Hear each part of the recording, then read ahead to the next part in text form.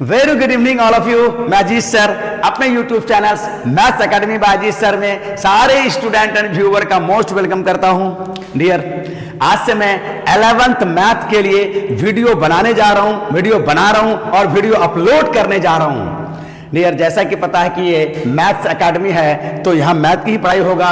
तो 11th math के लिए हमारा 11 का मैथ कितने मार्क्स का है और क्या क्या नाम है, किस किस में कितना यूनिट दिया गया है, तो एक वर्ड में बोले तो 11 का मैथ का क्या क्या सिलेबस है। तो मैं जैसा कि सहूलियत के लिए पहले ही लिख दिया हूं, syllabus of 11th class for BSB, Bihar board हो, CBSE चाहे CBSE बोर्ड हो, दोनों का सिलेबस और दोनों का बुक तकरीबन सेम है, बस एग्जाम का पूछने का पैटर्न अलग अलग है। बिहार बोर्ड वाले, हिंदी मीडियम वाले इस अंग्रेजी को देख करके जरा भी घबराना नहीं है, जरा भी परेशान नहीं होना है। मैं सबका हिंदी भी बोलता रहूंगा और बहुत आसान आसान अंग्रेजी और बहुत आसान आसान हिंदी भी है इसका, ठीक है। तो अभी मैं थोड़ा समय बचाने के लिए, या फिर अगर मैं हिंदी भी लिखूंगा तो ये इसमें एडजस्ट नहीं हो पाएगा, सो मैं लिखा हूं अंग्रेजी में, बट सभी का मैं हिंदी भी बोलूंगा क्योंकि एकाएक हिंदी मीडियम से इंग्लिश में थोड़ा परेशानी तो होगा। सो जरा भी चिंता नहीं करो, हम सब का हिंदी बताएंगे। तो हम लोग 11th का मैथ का सिलेबस हम लोग देखने जा रहे हैं। आज सिर्फ मैं 11 के सिलेबस का डिस्कस करूंगा। सो डियर, 11 का मैथ 100 मार्क्स का होता है, इसमें कोई प्रैक्टिकल नहीं होता है। और ये 11 का मैथ 100 मार्क्स का, 100 मार्क्स का 6 यूनिट में डिवाइड है और हर एक यूनिट का मेन कोई नाम है और उसके अंदर कई चैप्टर और कई एक्सरसाइज है और हर एक यूनिट में कितना मार्क्स दिया गया है, प्रोवाइड किया गया है, या हर एक यूनिट का कितना वेट है, वो सारा मैं यहां एक्सप्लेन किया हुआ हूं। बस वन बाय वन करके मैं उसको एक्सप्लेन कर दे रहा हूं डियर, ठीक है। तो पहला सिलेबस, जिसे हिंदी में पाठ्यक्रम में बोलते हैं, सिलेबस पाठ्यक्रम। तो 11th क्लास चाहे बिहार बोर्ड हो या CBSE बोर्ड हो, सेंट्रल बोर्ड हो, दोनों के लिए 11th क्लास का पाठ्यक्रम। मैं फिर से बोल रहा हूं कि 11th क्लास CBSE या बिहार बोर्ड दोनों का सिलेबस और बुक भले ही हो सकता है इंग्लिश मीडियम में हो, हिंदी मीडियम में हो, लेकिन सिलेबस सेम है। हाँ, अंतर है तो एग्जाम में पूछने का अलग अलग पैटर्न है। तो जैसा कि मैं कहा, 11th का मैथ 6 यूनिट में डिवाइड है, जिसे हम इकाई बोलते हैं, यूनिट्स। और नेम ऑफ यूनिट्स, वो यूनिट का क्या क्या मेन नाम है मैं वो लिखा हूं, ठीक है। और फिर हर एक यूनिट में कितना वेट है, कितना मार्क्स है, मैं इधर लिख दिया हूं। तो हमने पूरे सिलेबस को 3 तरह से लिखा है, 3 पार्ट में बांट के। इकाई का नाम, यूनिट का नाम और यूनिट की संख्या और यूनिट का नाम और उसका मार्क्स। तो पहला यूनिट का नाम है डियर, देखो पहला यूनिट का नाम है sets relation function. Sets relation function Hindi में बोलते हैं समुच्चय संबंध। ये रिलेशन तो ऐसे ही बोलते हैं और इसको हिंदी बोलते हैं फलन, है ना। यहां पर रिलेशंस होगा। तो हम लोग बोलेंगे पहला यूनिट का नाम है सेट्स रिलेशन एंड फंक्शन, समुच्चय संबंध फलन, समुच्चय संबंध फलन। और इसी फंक्शन के अंदर, फलन के अंदर कई तरह का फलन होगा, जब हम डिस्कस करेंगे अलग से। तो उसमें से एक आता है ट्रिगोनोमेट्रिक फंक्शन। फंक्शन के अंदर में कई तरह का फंक्शन, बीजगणितीय, त्रिकोणमितीय, तो त्रिकोणमितीय फंक्शन, और इसी को हम लोग ट्रिगोनोमेट्री भी बोल सकते हैं या बोलते हैं। कुछ राइटर अलग से ट्रिगोनोमेट्री भी लिख दिया है, RS अग्रवाल ट्रिगोनोमेट्री ही लिखा है।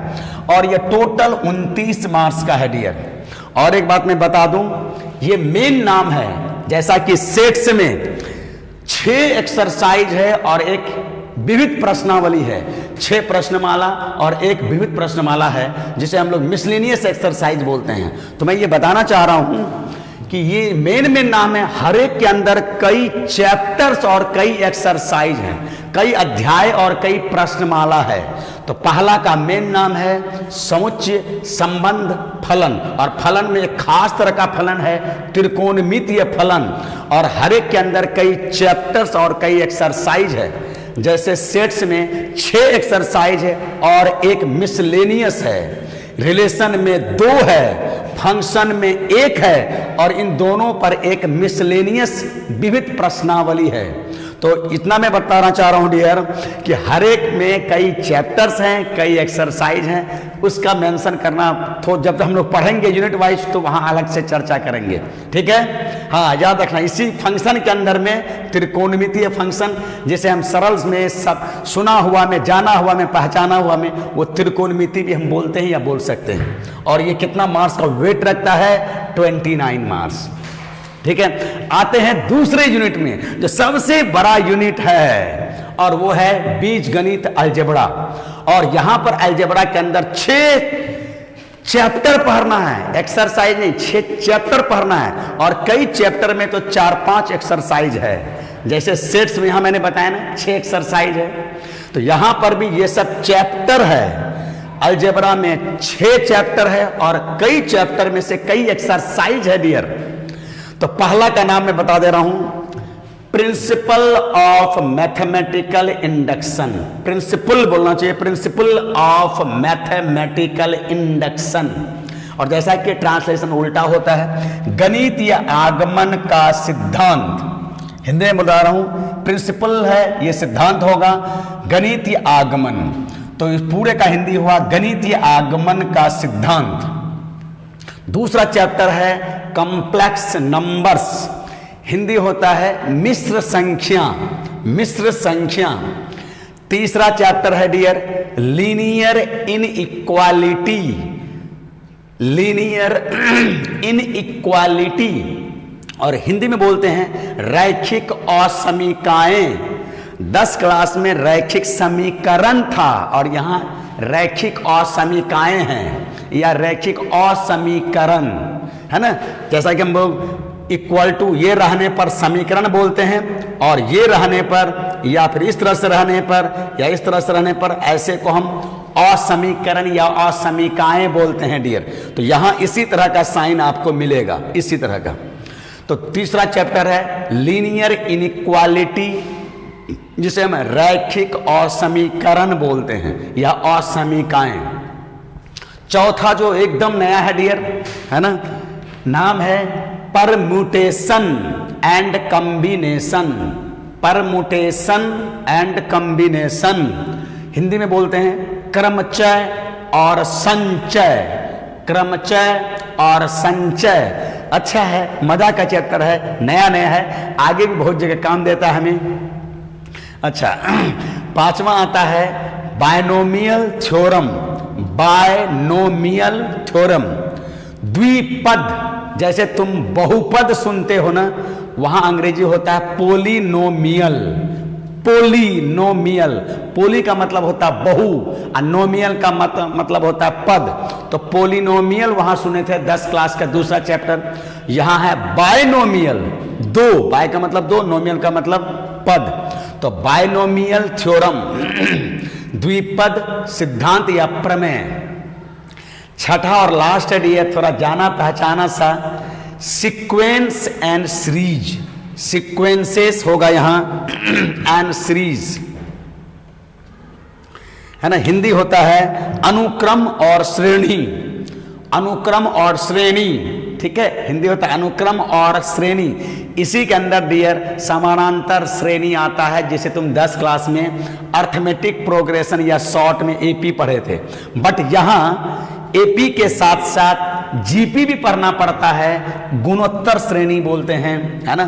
तो एपी के साथ साथ जीपी भी पढ़ना पड़ेगा, और समय मिला तो एचपी भी हम डिस्कस कर लेंगे। एपी, जीपी, एचपी, समानांतर श्रेणी, गुणोत्तर श्रेणी, हरात्मक श्रेणी। अंग्रेजी में बोलते हैं arithmetic progression, geometric progression and harmonic progression. तो जब इस पर डिस्कस करेंगे तो सारा आएगा, कोई बात नहीं है। अभी मैं सिर्फ सुना दे रहा हूं, क्योंकि लाइफ में पहली बार ये सब देखोगे तो थोड़ा पहले नाम 1-2 बार सुन लेना है, ठीक है। हाँ, तो ये रहा हमारा दूसरा, और इसका वेट कितना है डियर? सबसे ज्यादा है ये 37 मार्क्स का है। फर्स्ट है 29, सेकंड है 37 मार्क्स का। चलते हैं डियर तीसरे यूनिट की ओर।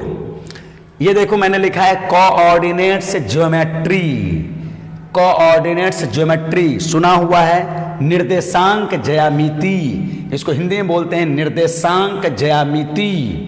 और इस निर्देशांक ज्यामिति में शुरुआत होता है वही जो तुम 10 क्लास में पढ़े थे, डिस्टेंस फॉर्मूला, हिंदी में दूरी सूत्र, सेक्शन फॉर्मूला, हिंदी में विभाजन सूत्र, फिर केंद्रक जिसे यहां हम सेंट्रोइड बोलते हैं, फिर त्रिभुज का क्षेत्रफल जिसे हम यहां एरिया ऑफ ट्रायंगल बोलते हैं। तो यहां पर शुरुआत में पढ़ते हैं, लेकिन वो तो हम 10 क्लास से ही पढ़ के आते हैं। यहां नया क्या पढ़ते हैं, तो जो सब चीज पढ़ते हैं ना उसको हम लोग 2 डायमेंशनल ज्योमेट्री बोलते हैं।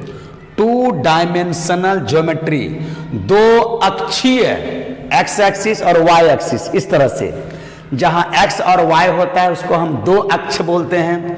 तो 2 डायमेंशनल ज्योमेट्री जो हम लोग 10 क्लास में पढ़ के आए हैं वो एक्चुअली था 2 डायमेंशनल ज्योमेट्री।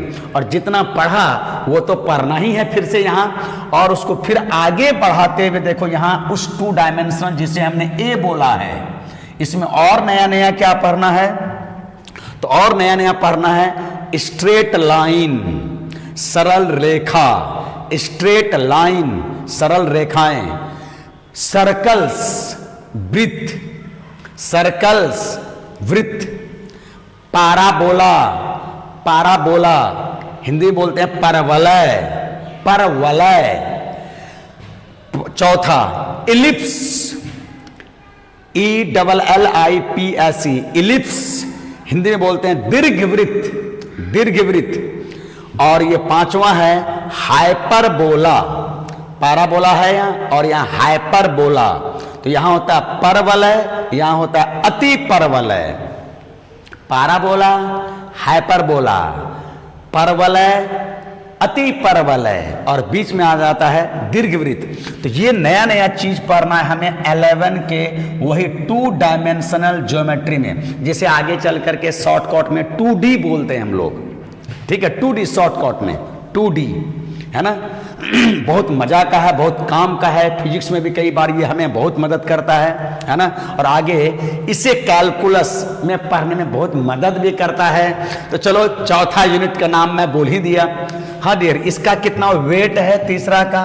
13 मार्क्स, तीसरा 13 मार्क्स का वेट रखता है। हाँ एक मिनट और, अच्छा इसमें एक चीज छूट गया डियर, मैं यहाँ छोड़ दिया, छूट गया, मैं यहीं पर कहीं लिख देता हूं, यहीं पर थोड़ा लिख देता हूं। यहां बी भी है, यहां बी, ये ए हो गया, ये ए हो गया, ये बी है, और बी क्या है यहाँ? 3 डायमेंशनल ज्योमेट्री, और उसको एकदम छोटा सा पढ़ना है।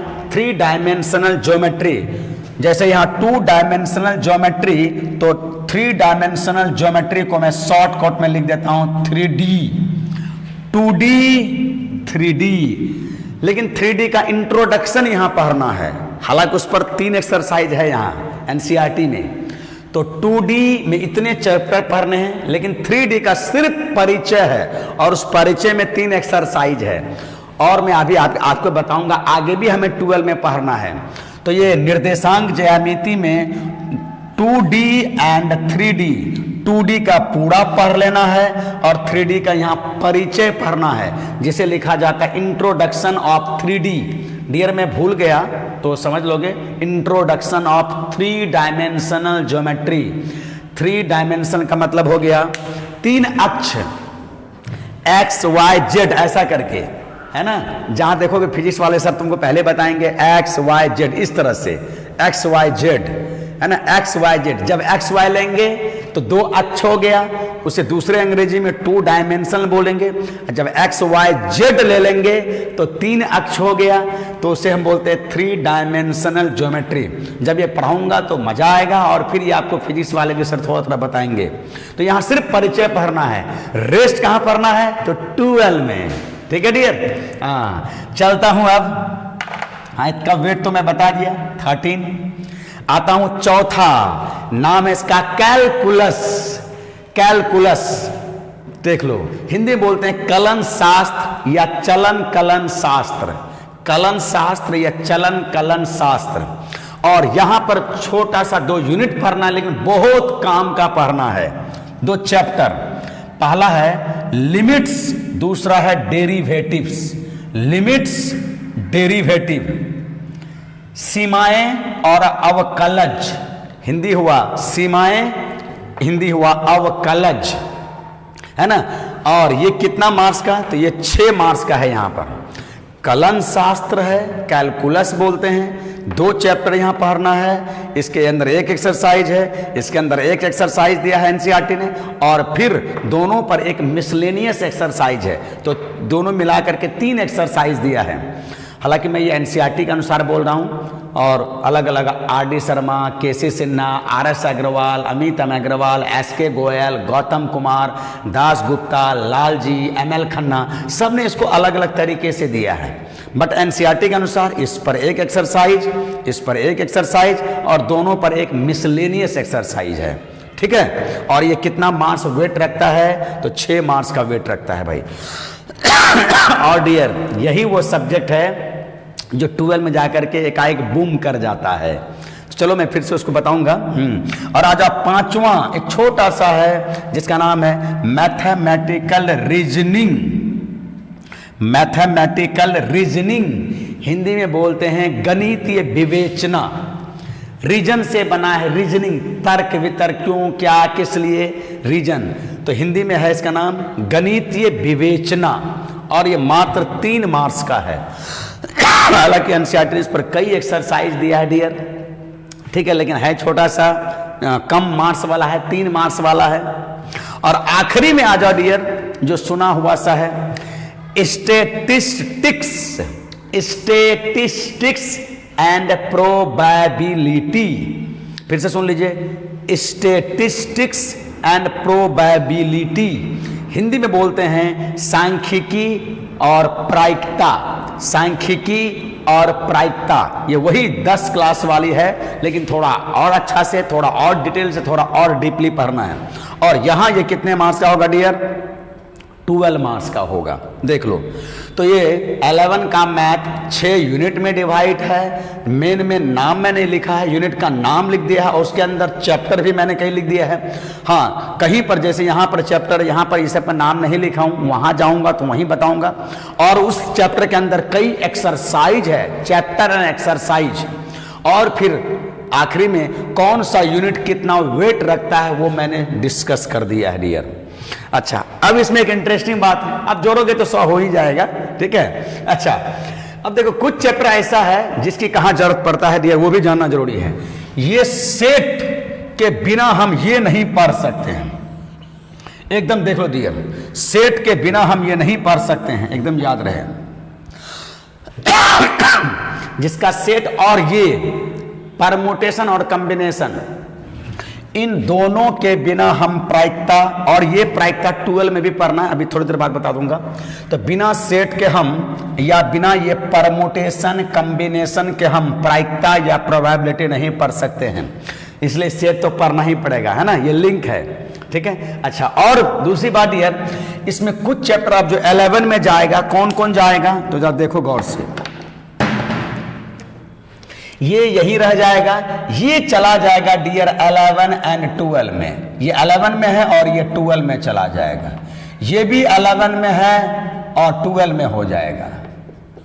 तो आप बताओ, जो लोग 11 में रिलेशन नहीं पढ़ा तो 12 में तो दिक्कत होगा। और 12 का पहला एक्सरसाइज इसी से स्टार्ट होता है, ये यही पढ़ना है 11 में ही।